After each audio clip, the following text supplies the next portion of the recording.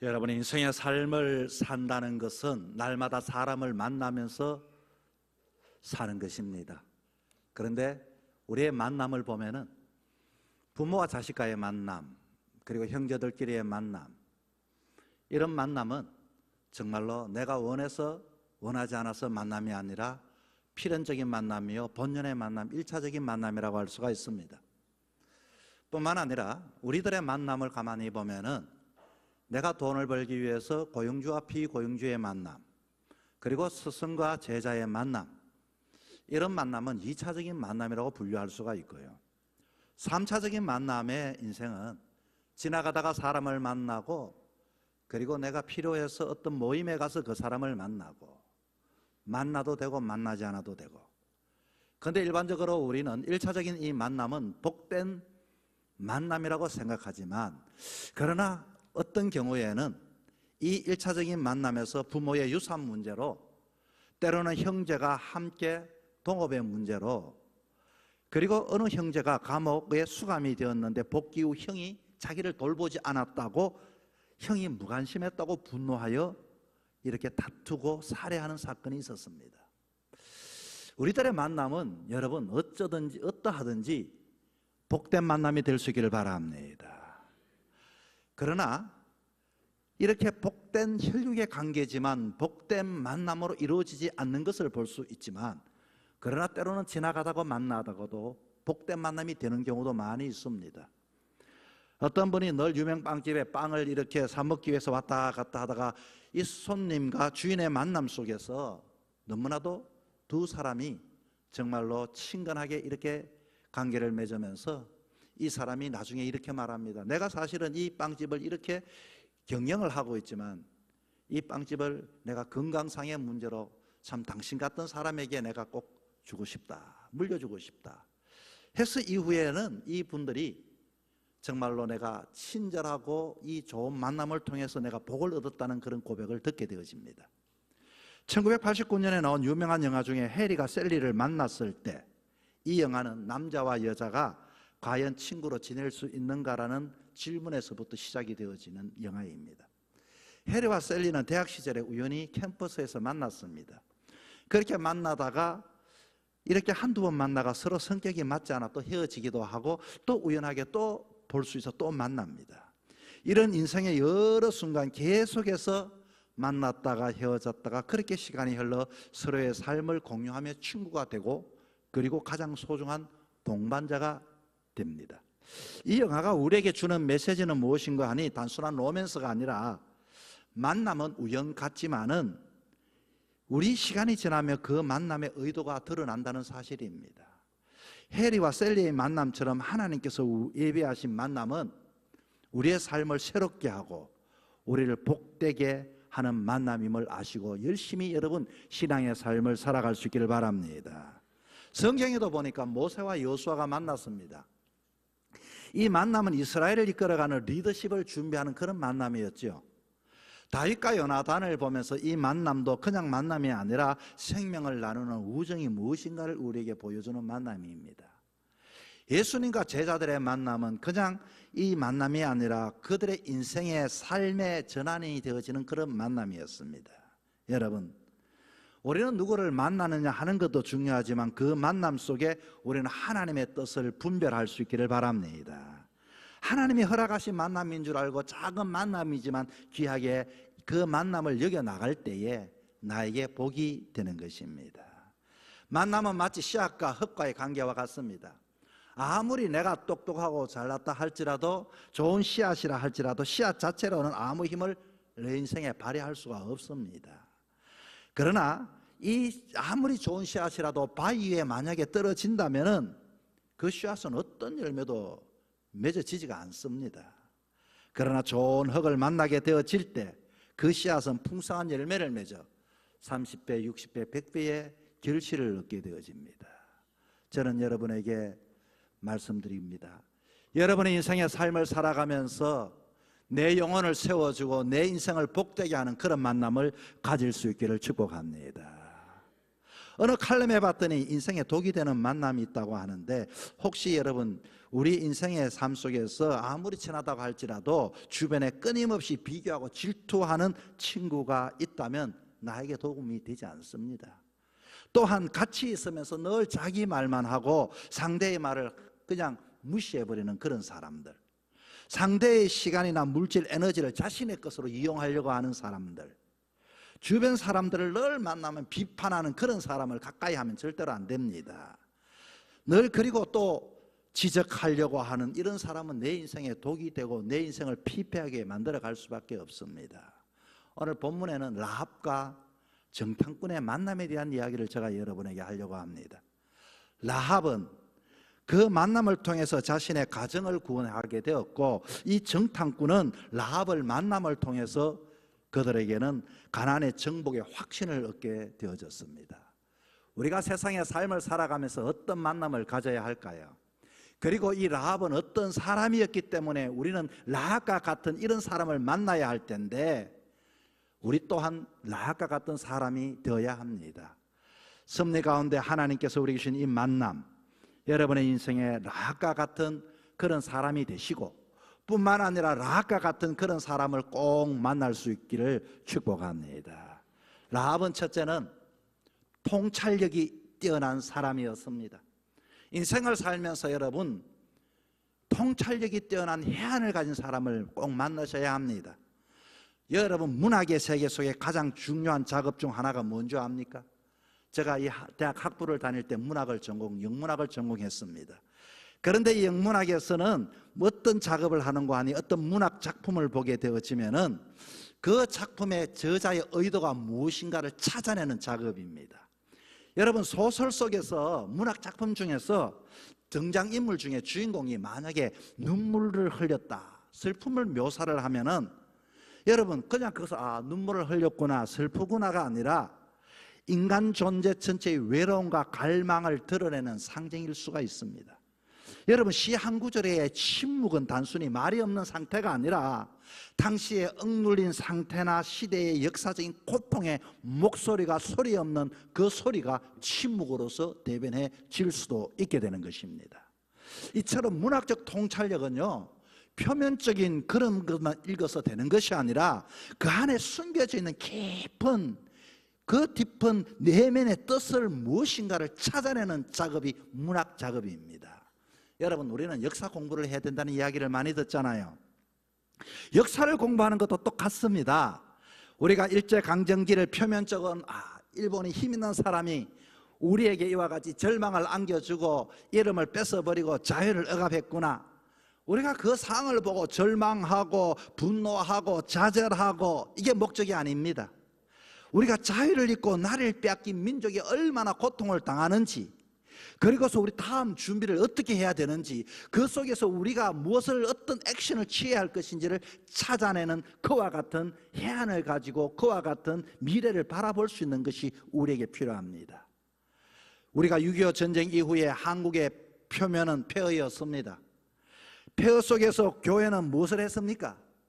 그때서야 교회는 6.25 전쟁 이후 한국 교회는요, 구국 기도회를, 재단을 쌓았습니다. 우리가 기도를 하되 나라를 구하는 기도회를 날마다 365일 밤을 새서라도 릴레이 기도를 하자.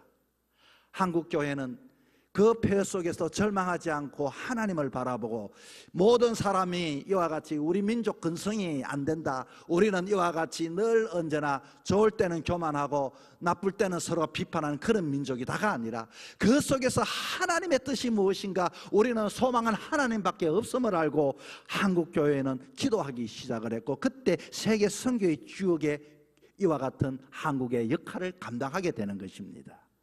여러분, 만약에 그 시대 사람들이 이런 표면적 상황만 보고 주저앉고 분노만 표출했다면 우리는 더 이상 진전이 없었을 것입니다. 오늘 본문의 라합은 어떤 여인이었습니까?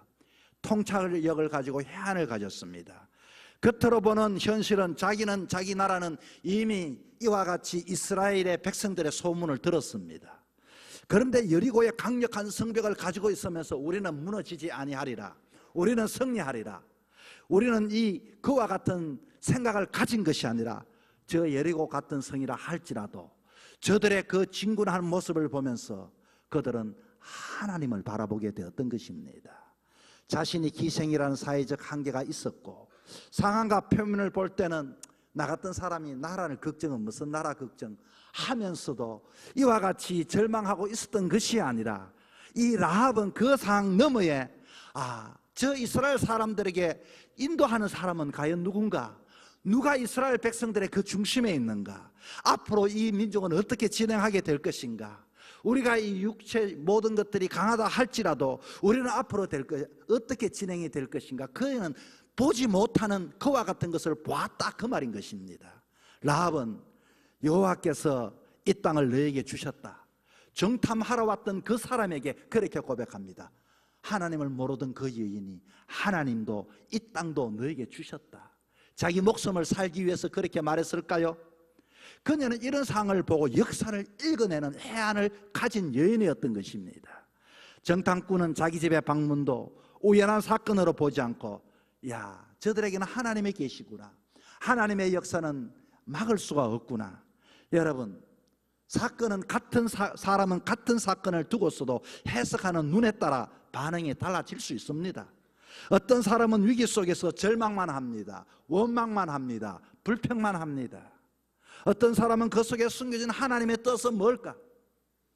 그것을 발견하고 하나님의 뜻을 헤아리며 삽니다. 이것을 보고 영적 통찰력이라고 말을 합니다. 여러분에게도 영적 통찰력을 가질 수 있기를 바랍니다. 여러분, 성경에 봤더니 여러분, 믿음의 이 사람들에게 특징이 무엇입니까? 믿음의 사람은요, 성경 히브리서 11장 믿음장에는요, 믿음의 사람은 보지 못하는 것을 보는 사람이 바로 믿음의 사람인 것입니다. 여러분, 이 통찰력은 바로 믿음의 사람이 될 때, 하나님을 믿을 때, 세상 사람들은 육신의 눈으로 세상을 바라보지만 여러분은 다른 영적인 눈을 가질 수 있기를 바랍니다. 여러분, 그러므로 이 영적 있는 사람, 특별히 라합은 세상 사람들이 보지 못하는 것을 보았습니다. 믿음의 눈으로 보게 되어졌을 때 마치 보는 것처럼 이 여인은 말을 하게 된 것입니다. 여러분, 무엇보다도 우리는 신앙 있는 사람과 다녀야 합니다. 신앙을 가지고 믿음을 가지게 되어질 때 그 믿음은 우리의 통찰력을 열어가게 되는 것입니다. 여러분, 믿음의 사람이 어떤 사람입니까? 믿음의 사람은 아무리 바쁘다 할지라도 주일은 성수해야 한다. 작은 일이라도 내가 아무리 바쁘고 힘들다 주님의 일에 우리는 봉사해야 된다. 날마다 이런 믿음의 사람을 다니게 되어지면 우리의 영적인 믿음의 통찰, 믿음의 눈이 열려지게 되는 것입니다. 라합은 단순히 눈앞의 현실만 보지 않았습니다. 여리고성의 높은 성벽만 보지 않았습니다. 남들이 보지 못하는 것을 보았습니다. 여러분에게도 그런 눈을 가질 수 있기를 바랍니다. 인생의 삶을 살아가면서 현상만 밀려오는 그 파도를 바라보고 두려워하는 그 사람과 어울리지 마시고, 그 속에서 깊은 하나님의 의도가 무엇인지를 바라보는 사람과 가까이 함을 통하여 여러분의 인생이 복이 있기를 주의 이름으로 축복합니다. 두 번째는 이 라합은 담대한 용기 있는 사람이었습니다. 우리가 인생의 삶을 살아가면서 담대한 용기 있는 사람들을 만나야 합니다. 라합은 여성이었습니다. 사회적 신분도 낮고 이름조차도 존귀하지 않습니다. 그러나 성경은 라합에게 담대함을 말하고 있습니다. 오늘 본문에 읽어봤더니 이 라합은 정말로 왕이 너가 정탐꾼을 보았느냐, 이곳에 왔지 않느냐고 물었을 때도 그는 담대하게 말한 여자였습니다. 소방관에 대한 영화를 제가 본 적이 있습니다. 거대한 화재 현장에 불길은 이미 건물을 삼켰습니다. 누구나 두려워하여 물렀습니다. 그 상황이 너무나도 급박했기 때문에 본부에서 연락이 옵니다. 퇴각하라. 지금 곧 무너진다. 퇴각하라. 그러나 그 소방관은 그 자리를 퇴각할 수가 없었습니다. 그 하마 속에 들려오는 어떤 아이의 울음과 같은 소리를 들었기 때문인 것입니다. 뿐만 아니라 또 뒤에서 우리 아이가 저기 있어요, 우리 아이가 저기 있어요 하는 그 엄마의 그 소리를 그는 들었습니다. 소방관은 불길 속에 뛰어듭니다. 그리고서 구석에 웅크리고 울고 있는 아이를 안고서 이렇게 구출하여 나옵니다. 이 장면을 보면서 참 용기 있는 사람이다. 여러분, 용기와 담대함의 힘은 어디서 나는 것 같습니까? 우리가 열심히 운동하면 힘이 있는 사람이 됩니까? 돈이 힘이라고요? 돈 있는 사람이 용기 있게 담대한 사람을 봤습니까? 우리의 자리가 용기 있게 담대하게 말합니까?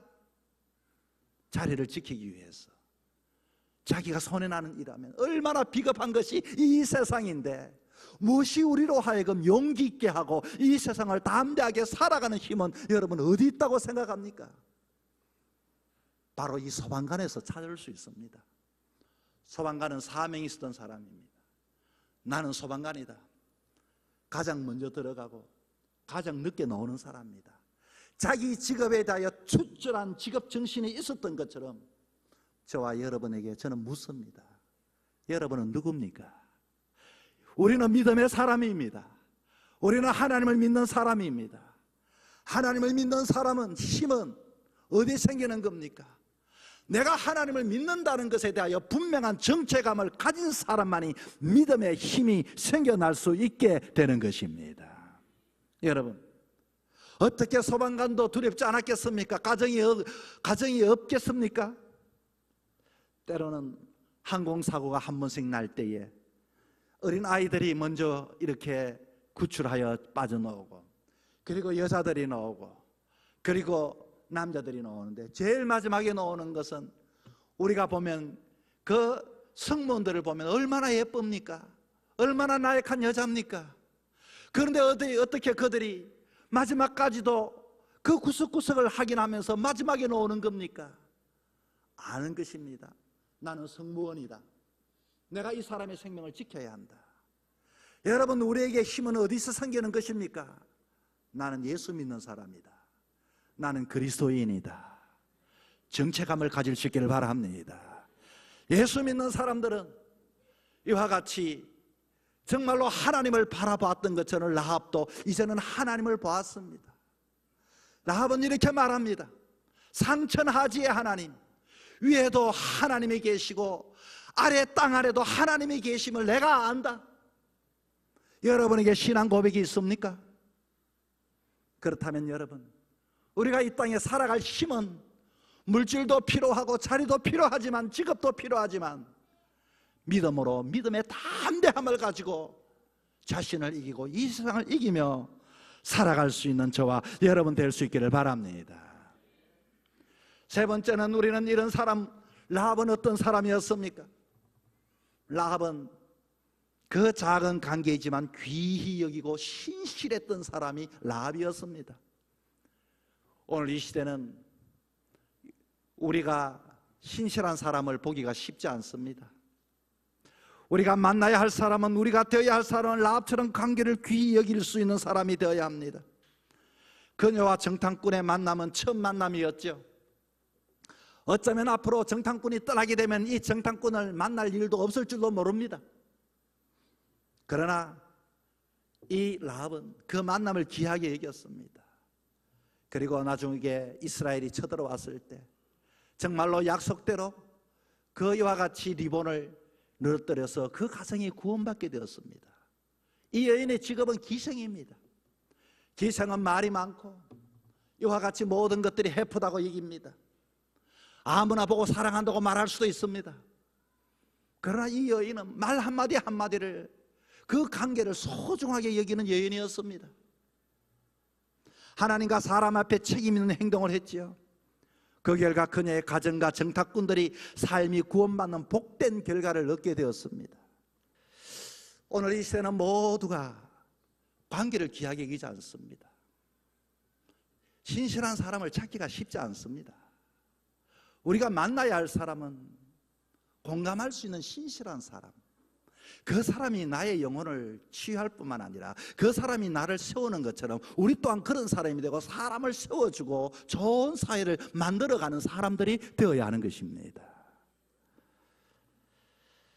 최근 들어 저희 집 사람이 평소에 집에서는 청소를 잘 안 합니다. 그런데 어느 날 무엇이 그랬던지 교회 화장실에 그만 눈이 꽂힌 거예요.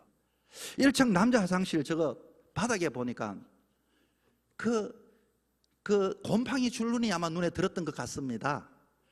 그래서 제가 챗 GTP를 가르쳐 줬더니 아마 물었던 것 같아요.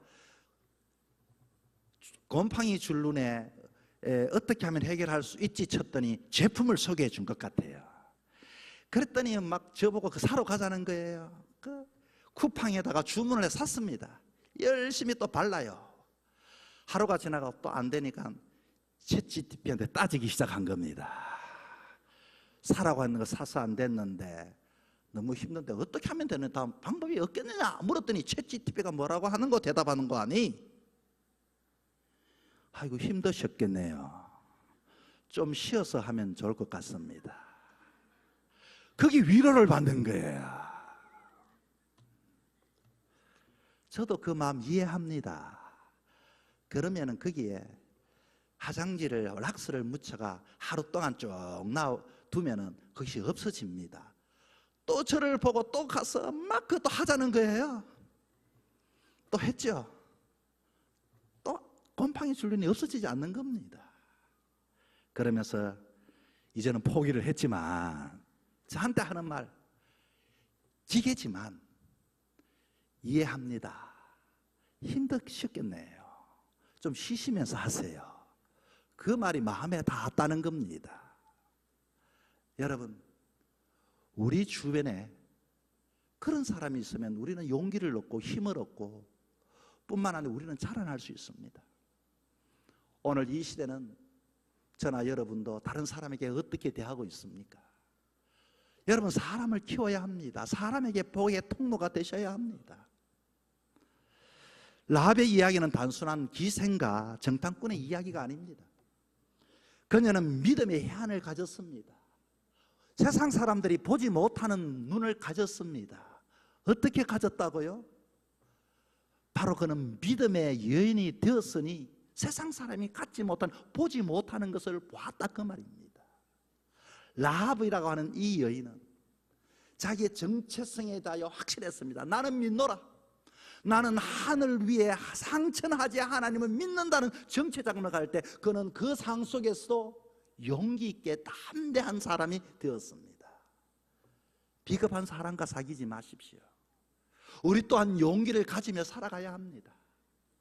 우리는 다른 사람들에게 작은 한 번의 만남이라도 친절한 만남이 되시고 신실한 만남이 되셔서 사회를 살리고 가정을 살리고 이 여인처럼 그 가정이 구원을 받고 이스라엘 민족의 하나님의 역사 속에 진행되었던 것처럼 남은 여정의 인생도 여러분 복된 만남을 가지시고 여러분이 복된 만남의 주인공들이 될 수 있기를 주의 이름으로 축복합니다.